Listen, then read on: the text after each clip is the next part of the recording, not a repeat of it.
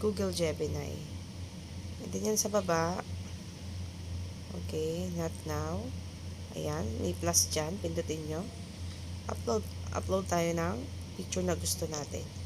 Pili lang tayo. Ayan. Wait lang natin. And then, ito yung napili ko. Tapos, i-paste nyo lang to. Talagay ko sa comment section itong para pwede nyo makopy and paste. And select natin. Ayan. Wait lang natin ng ilang sandali. Just a few seconds lang. I think mga 30 seconds para ma-generate. Wait lang natin.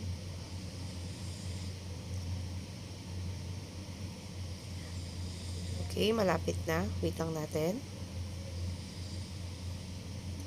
Tada! Ayan na. Ngayon, para ma-save yan, pinutin nyo yan. Ayan. Madali lang ito ma-save. Ayan. Madali lang, ayan.